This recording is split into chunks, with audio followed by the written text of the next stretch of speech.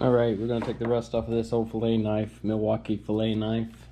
And it, surprisingly, has a mild hollow grind, so makes sense for a fillet knife.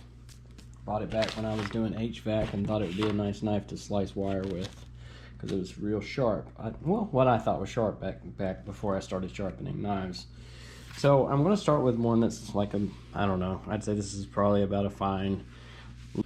We're going to just remove the outer layer. You probably can't even see the rust spots like I can, but we're going to remove all of that, and we're going to have to resharpen as well, because we're probably going to take that edge off in doing this. This one is 2500. Okay, start real fine, just so we don't change any dimensions. You always want to be careful when you're doing this. I usually would wear gloves, obviously. I nicked myself earlier doing some sharpening, but this just takes time. You just want to try and go straight up and down. If it helps to do that by using two hands, and then that also can, you got to be very careful, because you want it to touch all the way across, at least with a flat grind. This is such a mild hollow grind that I would do it the exact same, especially for what we're doing, which is just rust removal.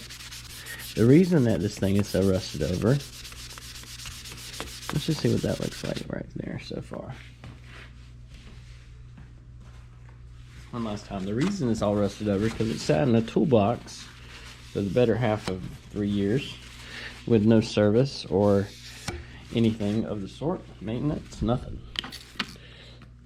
So you are seeing it as it was when I first got it. I think I tried to clean it up a little bit at first as well.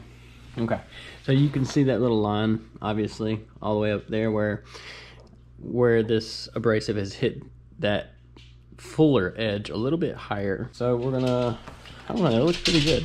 It looks good for my purposes, and I haven't really touched up on the edge at all, so that's pretty good. We'll go ahead and switch it up. We ain't doing nothing crazy today. The main thing I want to do is sharpen it and get this thing, I'm talking about 13 to 14, probably 14 degrees per side. Let's see what that does. This last side here real quick.